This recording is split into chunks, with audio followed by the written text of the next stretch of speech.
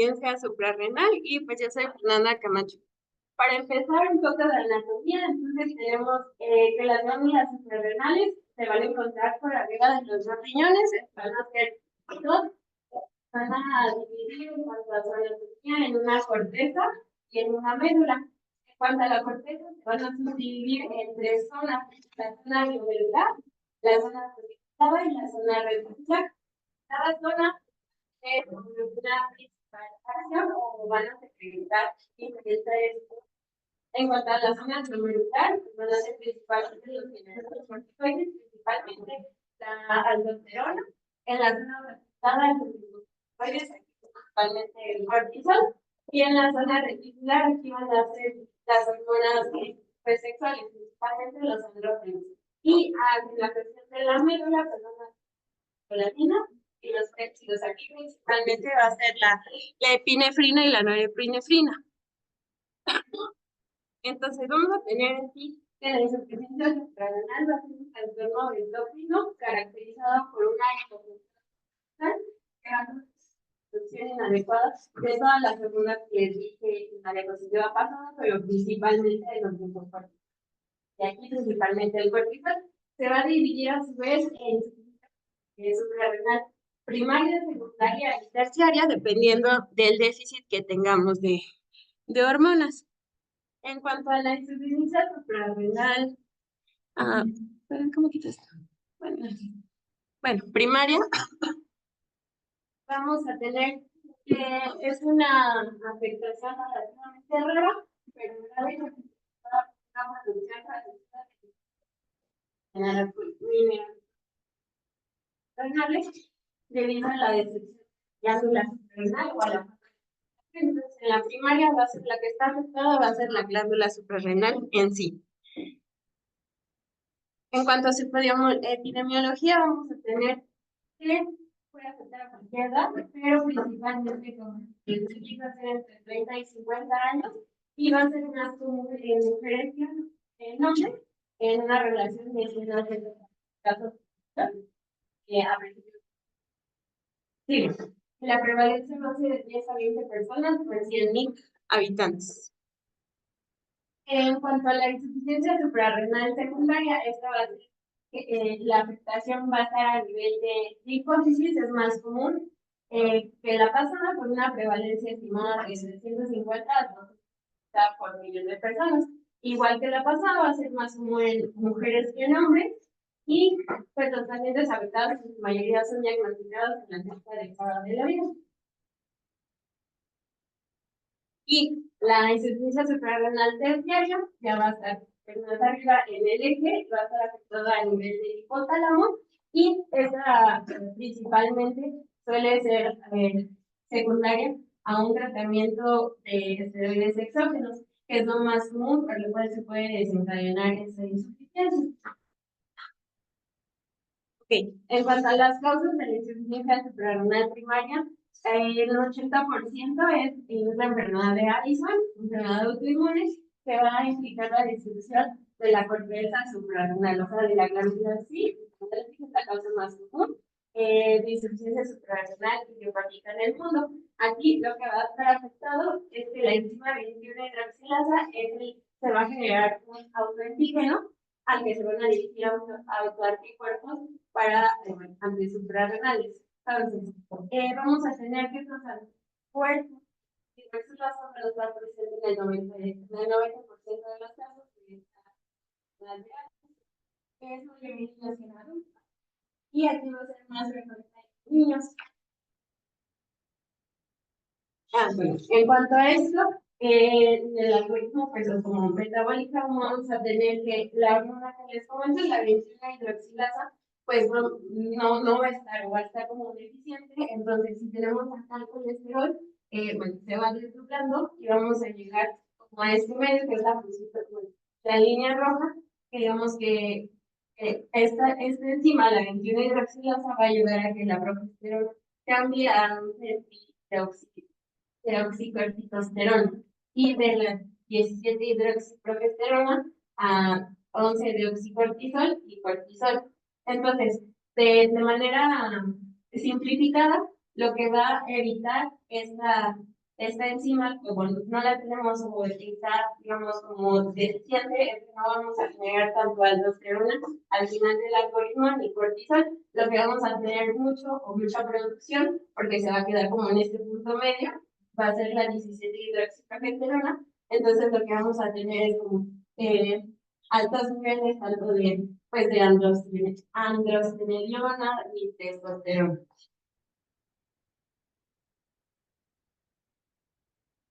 Bueno, en cuanto aquí, en esta imagen lo que quise representar fue que a nivel local, en los ganglios linfáticos vamos a tener a las células T, que esto es lo que va a mediar todo, que va a activar a las células T, que va a generar los anticuerpos contra la, la enzima 21 hidroxilasa, que esto ya va a ser a nivel suprarrenal, que van a generar pues, la destrucción en sí de la corteza suprarrenal.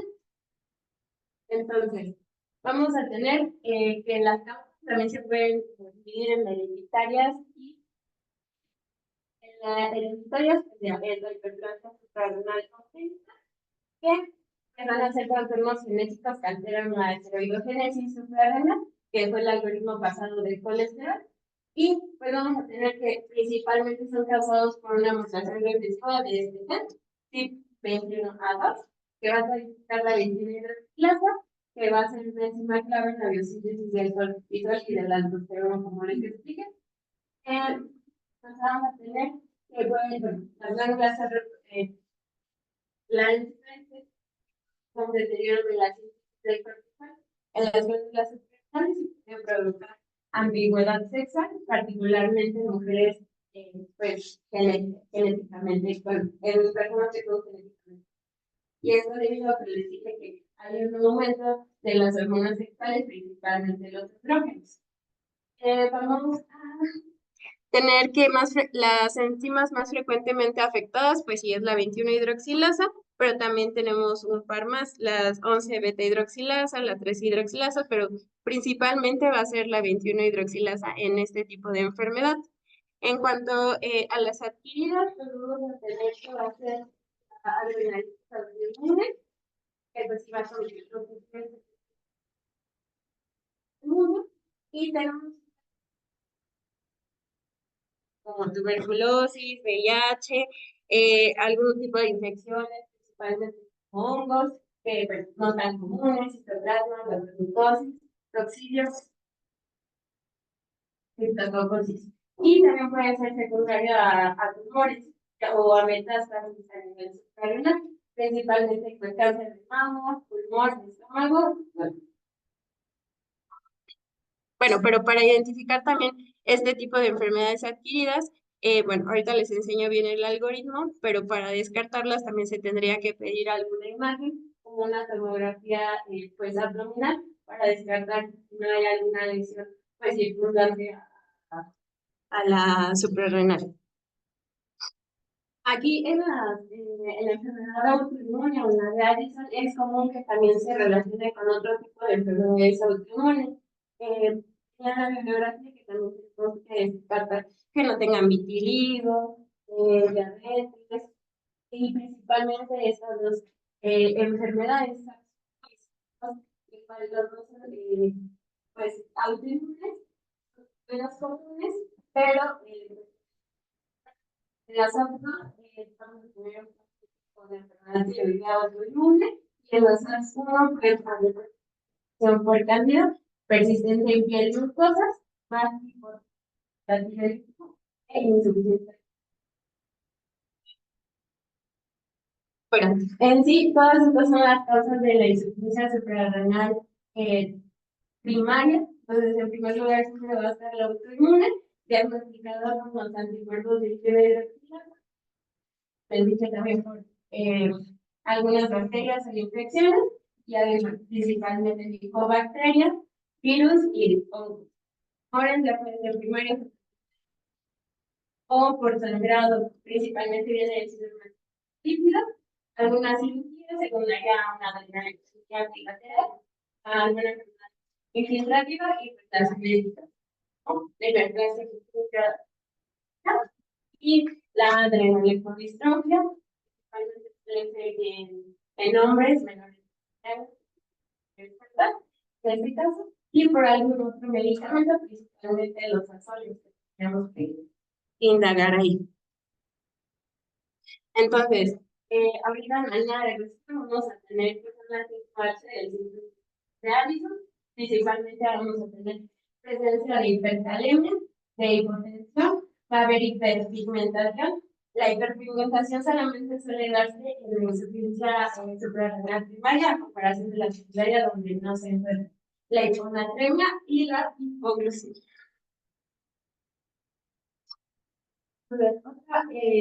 Otro escenario donde podríamos también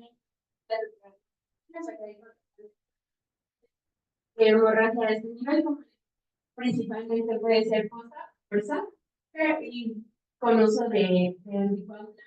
Pero también tenemos manchas hemorrágicas, sepsis o hemorragias externas. Y aquí, como lo descartamos, con imagen de, bueno, un ataque abdominal. En la insuficiencia suprarrenal secundaria,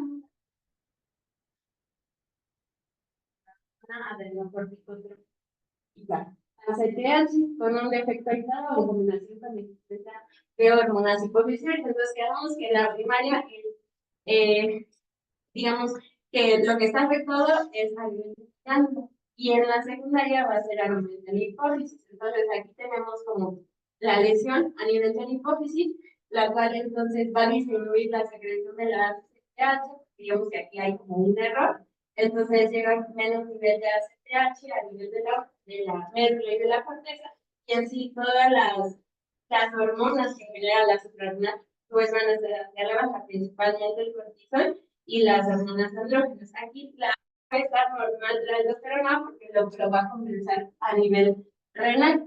Entonces, si tenemos bajas estas hormonas porque no le llega el suficiente como estímulo por la ACTH, pues va a nivel de la suprarrenal va a generar como un feedback y entonces va a llegar hasta el hipotálamo diciendo tengo muy pocas hormonas, necesito que me ayudes y que me mandes más estímulo a la hipófisis, pero le manda mucho estímulo a la hipófisis, por eso la corticotropa está aumentada, pero aquí se vuelve a parar. Entonces por eso baja la CTH y esa es la cuestión de la fisiopatología. La segunda, principalmente, pues va a ser una adenoma-condición la causa más común en la hipófisis y pues vamos a tener que los síntomas generalmente van a comenzar las primeras 48 horas después de existir algún medicamento de corticosteroide. Tenemos otras causas, además de la anemia, vamos a tener bueno, causas exógenas, endógenas con el síndrome de Cushing, ya sea independiente, algunas lesiones hipotalámicas o en la glándula hipofisiaria, principalmente neoplasias, cranioperitonoma, que es más común en niños, también infecciones, pues, con las pero principalmente la hereditaria. En la insuficiencia suprarrenal terciaria, lo que vamos a tener, pues, la lesión, y pues, como les dije en las pasadas, principalmente va a ser por la incidencia restringida del uso de esteroides. A los pacientes ya por alguna otra enfermedad, no sé, artritis, una reumatológica, que haya llevado mucho tiempo o tiempo prolongado del uso de la nada, una insuficiencia renal terciaria. Bueno, aquí es lo que más o menos les presenté hace ratito. Entonces vamos a tener el hipotálamo, la hipófisis y la glándula suprarrenal, que van a ser el eje principal aquí. Vamos a tener, como les dije, el hipotálamo le manda señal a la hipófisis y de aquí a la glándula suprarrenal para generar diferentes, pues, hormonas, ¿no? Entonces, en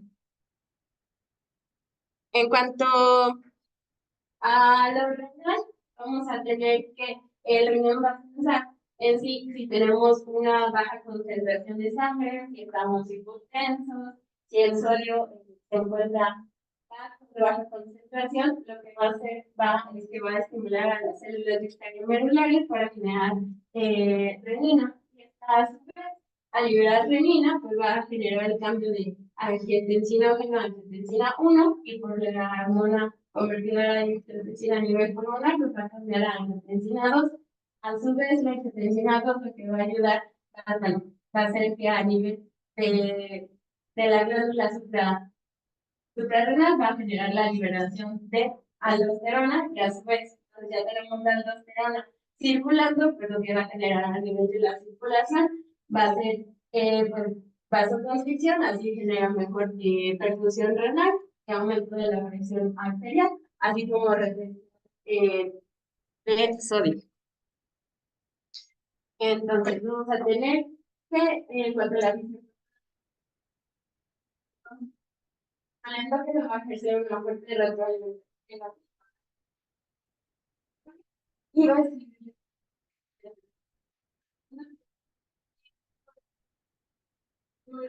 antes y después. Entonces,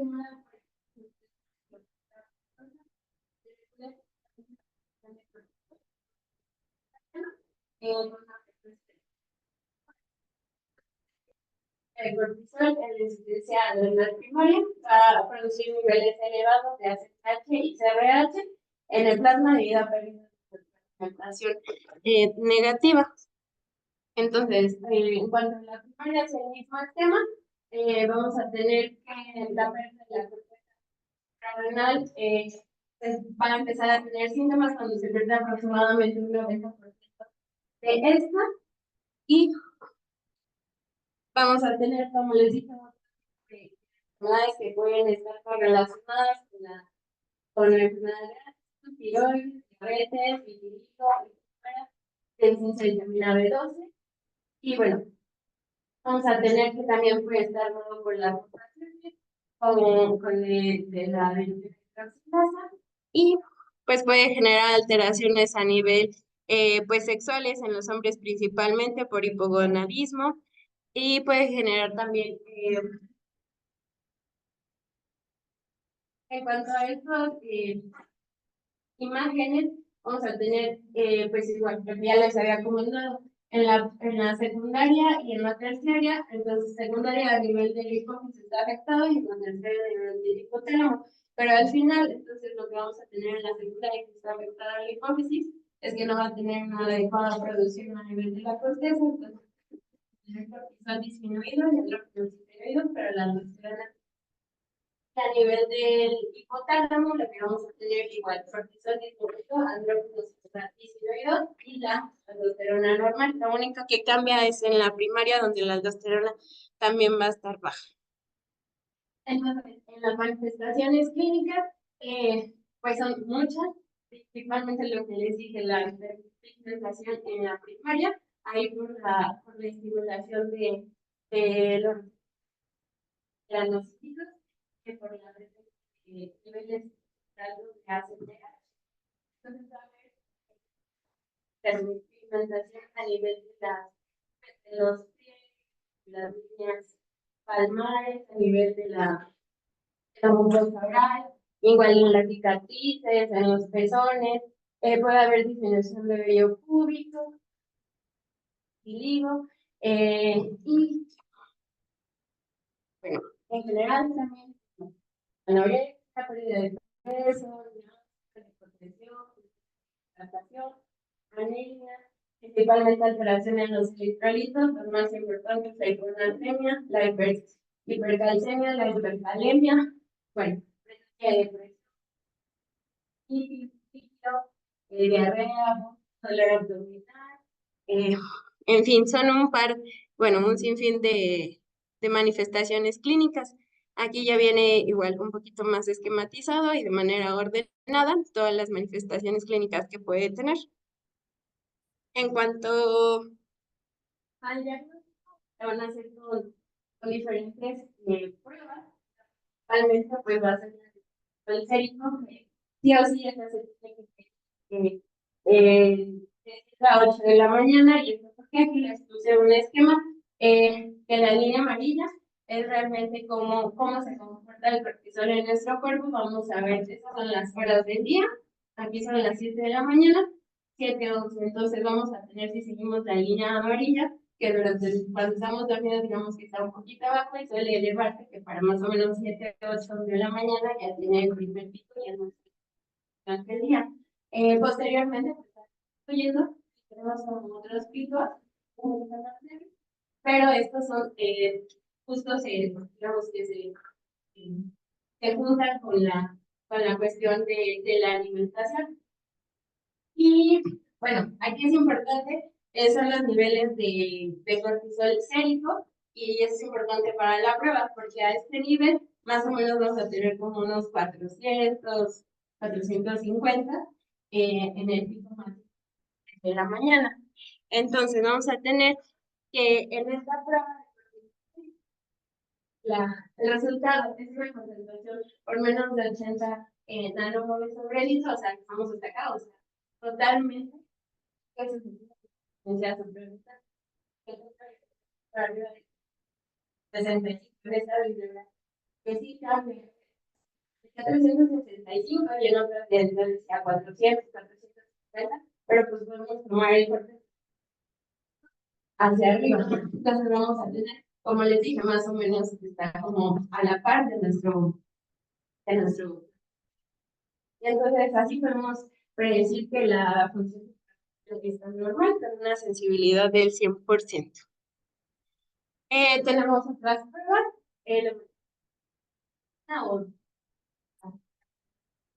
Y bueno, esto va a ser el primario. Y hacer es administrar de forma ya sea intramuscular o intravenosa 250 microgramos de ACTH sintética, y lo que vamos a recolectar son muestras de sangre a los minutos 0, a los 30 y a los 60 minutos, en cualquier, no depende que tengan que ser en la mañana forzosamente. Y pues el resultado va a ser que valores superiores a 20 microgramos de cilitros van a ser normales, y inferiores de 20 es cuando ya implican como una disminución en el eje suprarrenal. Otra de las pruebas va a ser la prueba de tolerancia a la insulina, donde vamos a tener que la hipoglucemia va a ser un poderoso estímulo para la secreción del cortisol. Vamos a hacer es que vamos a administrar a los pacientes de 0.10 a 0.3 kilogramos de una regular, intravenosa en forma de bolo, con la glucosa en sangre y el cortisol también, con intervalos de 15 minutos durante 2 horas, o sea, son 8 tomas. Entonces, lo que tenemos que hacer aquí, digamos que es como un estrés, ¿no? Hacia el cuerpo, que le ponemos insulina, va a ser hipoglucemia, que es lo que nosotros queremos. Pero queremos ver qué tanto el cortisol plasmático se eleva. Entonces, bueno, sí, en esta prueba tenemos que tener cautela de que los pacientes por debajo de 45 ven en la bibliografía, y pues vamos a tener que la respuesta normal por esperada en el cuerpo es que el cortisol sea por arriba de 550, o lo que les dije, por arriba de 350, que es lo normal para nosotros en cualquier momento durante la prueba. Ya si está pues menor, es que pues ya tenemos, bueno, es sugerente de insuficiencia suprarrenal. Y pues esta es, bueno, no es prueba, pero es nada más pues la cuestión de descartar que no sea autoinmune la insuficiencia suprarrenal al medir los anticuerpos y los tenía que sí, o sea, hasta el 80% de los pacientes pueden estar presentes, incluso antes de las manifestaciones clínicas pues, de la insuficiencia suprarrenal. Entonces, vamos a tener, sí, que tenemos fecha de insuficiencia suprarrenal. Vamos a ver si el paciente estaba con esteroides tópicos, inhalados o vía oral. Entonces, si ya lo tenemos como el antecedente, nos vamos a ir como de este lado, que es una insuficiencia adrenal terciaria, pero si no la tenía, tenemos que checar la ACTH. Si la ACTH estaba alta, nos da como probabilidad de que tenga suprarrenal primaria. Entonces, como primera causa, tenemos Addison, ¿no? Addison, entonces medimos pues 21 hidroxilasa, los anticuerpos, Si no están, entonces pues, también tenemos que tratar causas genéticas, infecciosas, pero no podemos ir por el algoritmo que les dije. Vamos a nada más a alguna metástasis hemorrágica, vamos a pedir un estudio de contra, que sería la tomografía, que es hemorragia o alguna enfermedad infecciosa. Pero si sale normal la TRAC, pues ya tendríamos que estudiar algunas causas más raras, que sería pues la adrenoleucoplasia, menores de 20 años, de 20 años, y pues y si sale la ACTH baja o normal, pues ya pensamos en una secundaria. Entonces aquí en la secundaria, recordad que es a nivel de hipófisis, entonces por eso vamos a pedir una resonancia pues, magnética desde hipófisis, y pues aquí para descartar de que no tenga algún proceso infiltrativo, infeccioso o hemorragia de este nivel, entonces algún adenoma. Y pues también podemos descartar, pues le vamos a pedir todo como el paquete de las hormonas de la adenohipófisis, ¿no? Para descartar alguna otra patología. En cuanto al tratamiento, pues va a ser en reposición de las hormonas que hacen en cuanto al va a ser del cortisol al aldosterona. Bueno, para empezar, el reemplazo de corticoides, vamos a tener, de manera normal, nosotros vamos a producir y entonces lo que nosotros vamos a suplementar va a ser con hidrocortisona, puede ser bueno, de 15 a 25 miligramos por día, puede dividir esa dosis de 3 veces al día o en una sola toma. La mayoría de las bibliografías recomiendan que sea 2 a 3 veces al día para que sea como la gráfica que les comenté, que se vaya pues regulando conforme a los picos de ingesta calórica. Entonces, 2 a 3 veces al día, y bueno, la dosis se va a dividir la más grande, bueno, va a exceder los de los 10 miligramos, siempre va a ser la primera. Ya las últimas dos dosis pues ya se van a ir dividiendo en las siguientes, bueno, con el resto del día, pero aproximadamente cada 6 horas. Aquí lo importante también de la cuestión de la hidrocortisona era que se debe de tomar ya sea una hora antes como de levantarse y empezar a hacer como todas las actividades, así digamos como la levotiroxina, porque tarda más o menos 60 minutos en hacer efecto. Y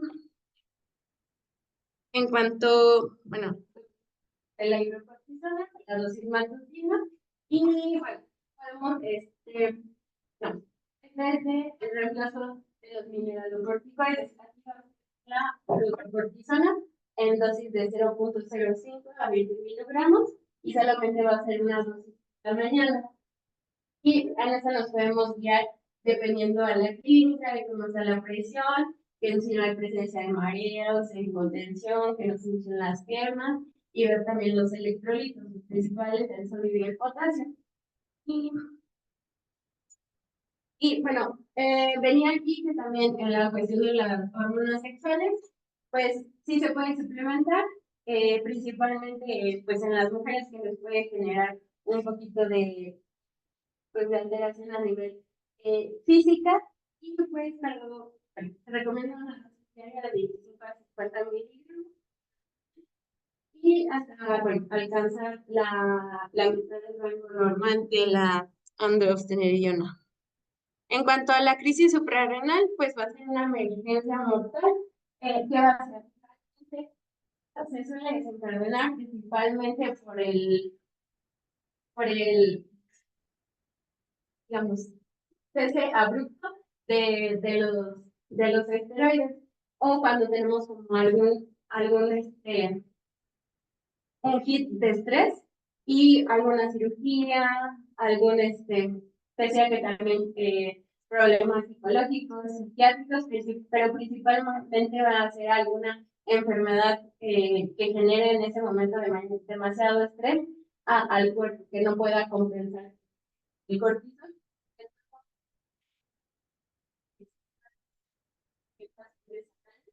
Y una mortalidad de 0.5 pacientes por 100 pacientes al año. Y pues principalmente las de síntomas crónicos, y va a generar pues mayor hipotensión e incluso ayudar al estado de hecho. Vamos a tener unos factores precipitantes y factores de riesgo. Como les dije, pues va a ser una deficiencia grave del cortisol y esto principalmente porque va a ser ya que el paciente no puede ingerir el esteroide o principalmente por alguna gastroenteritis y que no se pudiera absorber de manera adecuada los glucocorticoides. Entonces, en los factores de riesgo es que haya tenido crisis previas a edad avanzada de 65 años, que tenga otras comorbilidades y pues el uso de glucocorticoides de acción corta y dosis bajas. Entonces, en sí, lo que vamos a tener aquí arriba estaba la glándula suprarrenal y si tenemos alteración a nivel de la glándula, pues va a haber deficiencia de las diferentes hormonas principales. Aquí como generalizan, de la aldosterona, del cortisol y de la epinefrina, ¿no? Entonces, en cuanto a la epinefrina, pues sabemos que si no hay epinefrina que nos ayuda a mantener el tono vascular, lo que vamos a generar principalmente pues va a ser una vasodilatación, generando pues una hipotensión marcada, ¿no? A nivel de la aldosterona, pues se puede compensar a nivel renal, que activando el eje renina angiotensina aldosterona, que al final pues va a generar una tremenda hipercalemia, pero al final por la hiponatremia va a generar hipotensión y pues a nivel de por deficiencia de cortisol, pues va a estar afectada a nivel de músculo, hígado y de tejidos grandes, ¿no? Que al final va a generar que genere menos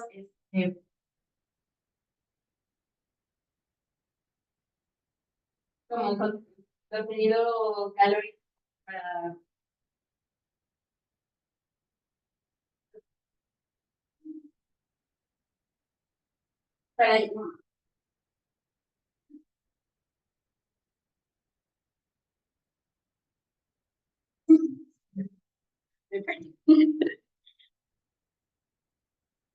en cuanto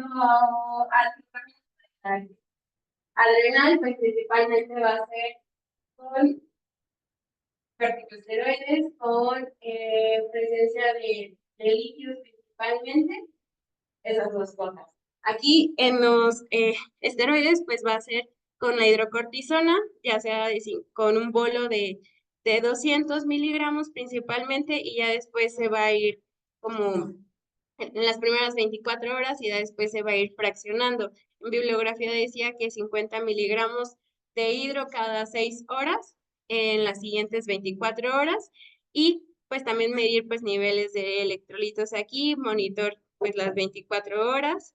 Y en cuanto a los líquidos intravenosos, vamos a tener que en la primera hora se debe pasar 1 litro de solución salina y posteriormente de 4 a 6 litros en las siguientes 24 horas. Y lo mismo con monitoreo de electrolitos. Pues otros tratamientos, pues va a ser profilaxis para úlceras por estrés, que no tenga como algún otro medicamento que pudiese haber alterado aquí la función, o sea, realmente como el interrogatorio más directo de qué le pudo haber causado la crisis adrenal. Y bueno, luego en las valoraciones preparatorias y muchos pacientes que ya toman los esteroides y es lo que nos vienen y nos piden cómo se lo ajustamos. Realmente el esteroide se lo subimos 2 veces la dosis, 3 veces la dosis y realmente encontré que en caso de presentar, dice, el tratamiento de la enfermedad con fiebre en hogar del Prime. Eh, Así, de presentar fiebre, si la fiebre es mayor a 38 grados, se debe duplicar. Si es mayor a 39, se debe triplicar. Y pues la dosis de reemplazo de hidrocortisona oral hasta la recuperación. Y en procedimientos médicos, en quirúrgicos, para estrés quirúrgico menor o moderado, dentales, se deben administrar 100 miligramos de hidro en forma de embolo subcutáneo antes de la anestesia o durante la anestesia. En casos de cirugía mayor, traumatismo, parto o enfermedad que requiere algún terapia intensiva, se recomienda 100 miligramos de hidrocortisona en inyección intravenosa, seguida de infusión continua de 200 miligramos de hidrocortisona durante 24 horas y así ir disminuyendo la dosis hasta 50 miligramos cada 6 horas, ¿no? Y abajo viene como igual, como el esquema pasado, pero ya en español de cómo se debe de tratar la crisis suprarrenal, 100 miligramos de forma directa o en bolo, ya después los 200 miligramos, igual después ir desescalando. Obviamente nos vamos a guiar también con la clínica a 50 miligramos cada 6 horas y con la reanimación hídrica. Y bueno, al final, pues, de los algoritmos, si tenemos la sospecha de la insuficiencia suprarrenal, tenemos que ver si el paciente está estable o inestable. En los estables que se fue chocado, anticonvulsión, hipernatremia, fiebre, ¿no? Entonces, primero, o sea, lo más recomendado es medir cortisol, pero debido a, pues, a la premura de que el paciente está grave, pues le va a hacer el cortisol y después hay los ritmos. Pero si el paciente está estable, que es como lo que habitualmente pasa, pues tenemos la persona de medida el cortisol matutino y dependiendo de eso vamos a ver si, bueno, si tenemos un cortisol sérico mayor a 15, entonces vamos a tener que vamos a descartar insuficiencia suprarrenal o mayor a 350, dependiendo de los rangos que tiene el cortisol. Pero si tenemos un cortisol sérico menor a 5, pues ya confirmamos la insuficiencia suprarrenal. Y entonces, vamos a tener, ya tenemos el diagnóstico de la insuficiencia suprarrenal, medimos la CTH. Si sale alta, pues vamos a tener una primaria que hace dar reemplazo con glucocorticoides, o mineral pues quedamos hidrocortisona y hidrocortisona. Y como es primaria, pedimos los anticorticales, ¿no? Si salen positivos, si salen negativos, pues realizamos tactos suprarrenales para detectar si no hay hemorragia, algún cáncer, metástasis, algo que está afectando de manera directa o local, más bien a la glándula suprarrenal. Y bueno, del otro lado, si tenemos la CTH normal, vamos en alguna secundaria, aquí nada más hacemos reposición de los glucocorticoides y hacemos una resonancia magnética de cerebro, que es la silla tórrica para ver la hipófisis y para descartar alguna adenoma que tenga pues a ese nivel. Y pues de manera global son las tres pruebas más importantes que les comenté: el cortisol, el DHT y bueno, el cortisol con insulina y bueno, de cómo se hace y la interpretación de cada una. En cuanto a los fármacos para reemplazo, pues A ver, yo creo que, perdóname, esa parte de las pruebas diagnósticas finales es importante. Dos a tres dosis al día. Y en caso de los mineralocorticoides, pues va a ser la fluorocortisona de 50 a 200 miligramos cada 24 horas, una vez al día. Y ya, sería todo.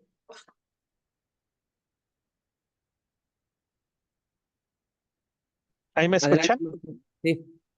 Ok, yo creo que lo de las pruebas para confirmar el diagnóstico es importante.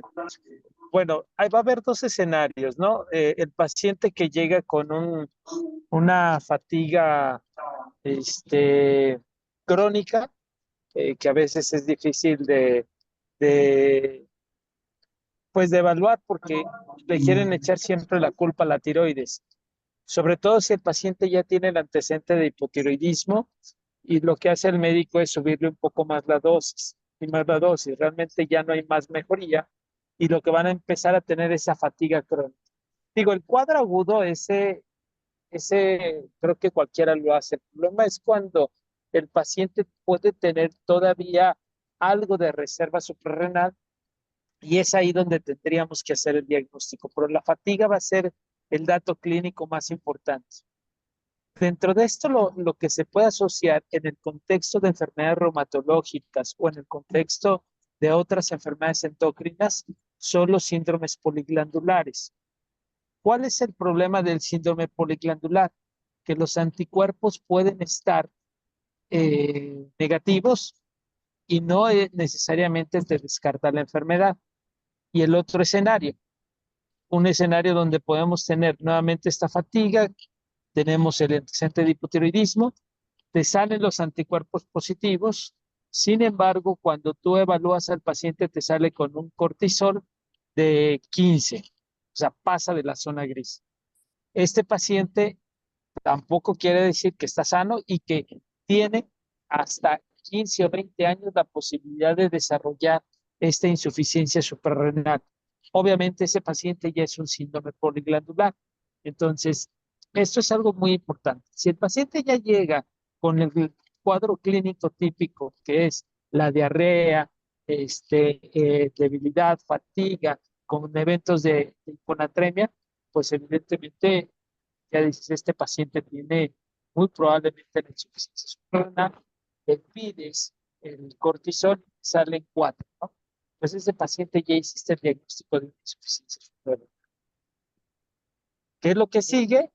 Aquí serían las pruebas dinámicas, ¿no? Es decir, en dónde voy a ver, o sea, ¿qué le voy a hacer? Si la prueba de ACTH, que te permitiría diferenciar entre una primaria y una secundaria, o este, eh, un contexto diferente, que sería el paciente que se sometió a una cirugía de hipófisis y que sabes que después de dar esta dosis de estrés que se les llega a dar a los pacientes en cirugía de hipófisis cuando están en una zona gris, la zona gris se define como menos de 14, pero más de 9, ¿sí? De cortisol. Ahí tú prefieres mejor dar la dosis de estrés y la sustitución. La realidad es que esta recomendación que pusiste aquí no la hacemos la de 100 miligramos en un bolo y después 50 miligramos cada 12 horas, 25 miligramos cada 12 horas, luego 25 miligramos una vez al día, quitamos y medimos el cortisol. Eso es lo que hacemos nosotros. Si ese cortisol sale en una zona gris, entonces, o en una zona que está con tendencia a la baja, lo que hacemos, vamos valorando a ver si responde y si nosotros en la consulta de seguimiento vemos que ese paciente pues tiene datos de insuficiencia suprarrenal, es en ese momento cuando nosotros lo hospitalizamos para hacer la prueba de hipoglucemia. Evidentemente, y esto era lo que creo que es la anterior a esta diapositiva, en donde tienes, aquí está bien. Perdón, es que vengo llegando aquí al aeropuerto. Gracias.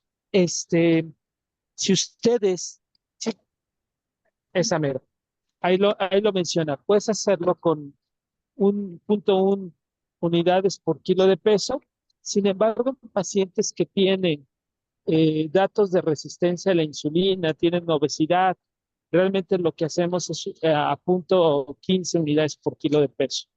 Y efectivamente vamos haciendo el tiempo menos 30, basal, el de 30, inclusive con glucometría capilar vamos haciendo cada 15 minutos monitoreando la glucosa, porque en ocasiones pues baja. ¿Dónde o a dónde pretendemos llevar esta prueba de hipoglucemia? A menos de 40. Esta prueba está contraindicada en pacientes que ya han tenido un infarto, que ya han tenido un accidente cerebrovascular, en ese tipo de pacientes que sabes que esta condición de la hipoglucemia puede resultar, o que tienen angina, que puede resultar en pues en un desenlace feo, ¿no? Sí tienen que estar pegados en esta prueba. Solamente yo conozco un caso que sucedió en la raza en donde pues se hizo la prueba de hipoglucemia, no estuvieron pegados, y el paciente se murió, ¿no? O sea, creo que sí es importante estar ahí súper, súper pegados. En el caso de la prueba de estimulación, cuando tú ya tienes el antecedente de cirugía de hipófisis y todo eso, ya no la llegas a hacer, pero cuando es el paciente que pues estás apenas haciendo el diagnóstico con el cortisol de menos de 5, pues la prueba de ACTH nada más te sirve para ver eh, si es primaria o es secundaria. En este caso, lo que vamos a hacer es evaluar, se tiene que hacer en la mañana, o sea, si entre 7 y 8 de la mañana canalizas al paciente y tomas una muestra basal, administras los 250 microgramos de ACTH. En México se puede conseguir, no es difícil conseguirla, y se hace determinación a los 30 y 60 minutos. En este caso, si te sale una prueba con menos de 18, pues ese paciente eh, pues tiene una insuficiencia suprarrenal primaria, es decir, está afectada la glándula suprarrenal, y hay quien te dice, eh, hay quien te dice que la podrías hacer con dosis bajas de cortisol, perdón, de ACTH, y el problema es que a veces lo que hacíamos nosotros en los hospitales, bueno, en la raza era, comprábamos una ámpula y juntábamos a 20, 25 pacientes, se diluía para hacerla de dosis baja y que nos alcanzara, porque la prueba, la ámpula está costando como unos 3,500 pesos. O sea, y tienes que comprar varias, una caja con 10, ese es el único problema. Entonces, esa es la de estimulación con un microgramo. Prácticamente es el mismo procedimiento. Este, pues creo que estas pruebas dinámicas sería como lo interesante. Los anticuerpos que se piden son los contra la glándula suprarrenal, ¿sí? Esos son los que tienen que pedir cuando están en un contexto de enfermedades autoinmunes y que les puede servir. No sé si tengan alguna pregunta. ¿Dudas, preguntas?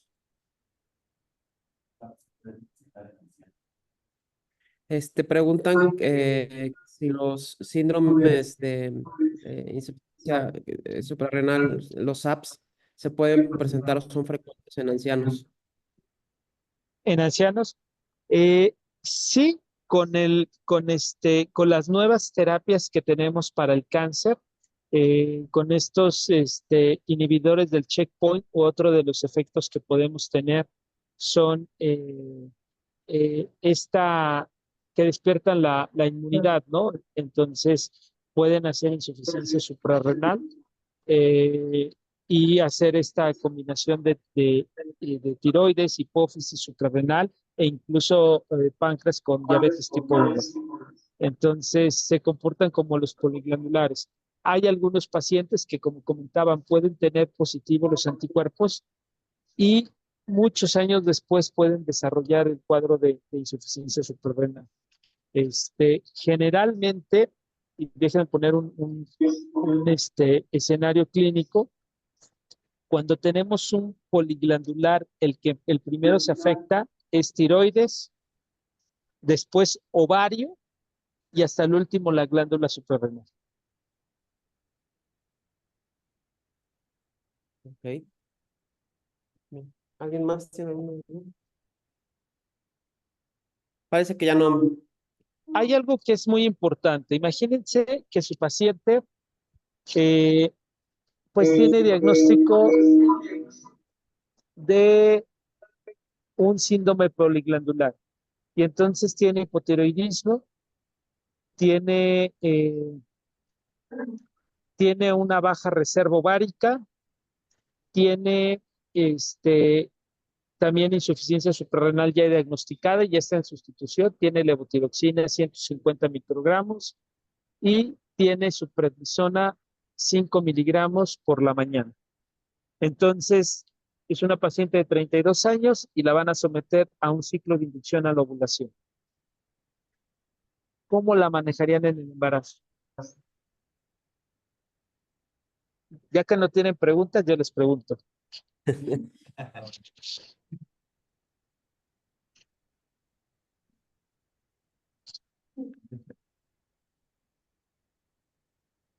No, amigo, no sabemos. Esto es bien importante, fíjense. En el embarazo se recomienda que la prednisona sea sustituida por la hidrocortisona. En realidad es un medicamento difícil de encontrar en México, se consigue, pero es caro. Normalmente lo que hacemos es utilizar una dosis de 20 a 30 miligramos y se tiene que fraccionar la dosis por la vida media que tiene. El impacto que podemos tener con la prednisona es que altera los pulsos de la hormona de crecimiento fetal y esto puede comprometer el crecimiento, además de que no es lo más fisiológico el dar este, este esteroide, que cuando nosotros hacemos la equivalencia, lo que tratamos de hacer es tener tanto el efecto mineralocorticoide como el efecto glucocorticoide. Y la prednisona también tiene propiedades antiinflamatorias. Entonces, eh, es un poquito más noble la hidrocortisona y lo que hacemos es dar 15 miligramos en la mañana, 10 miligramos en la noche de hidrocortisona. Esta es la recomendación. Si ya se va a someter a un ciclo de inducción a la ovulación porque tiene una baja reserva y se va a hacer fertilización in vitro, es lo ideal.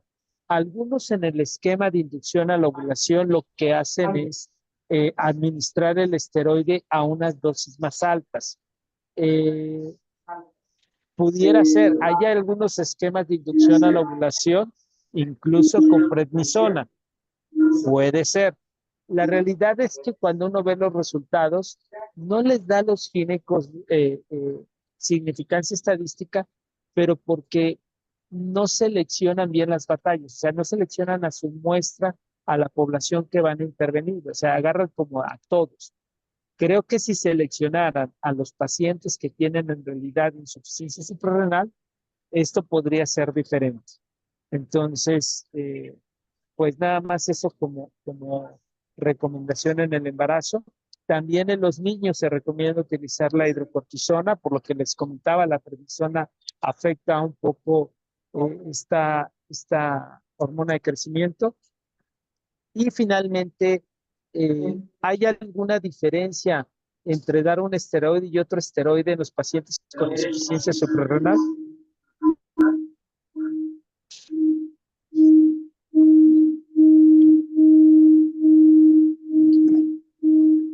Creo que hay mucho eco, pero bueno.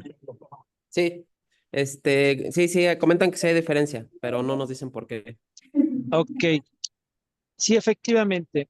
Por ejemplo, si nosotros comparamos la administración de prednisona con deflazacort, la ventaja que te ofrece deflazacort es que no afecta tanto la absorción de vitamina D y el impacto en hueso pareciera ser discretamente menor.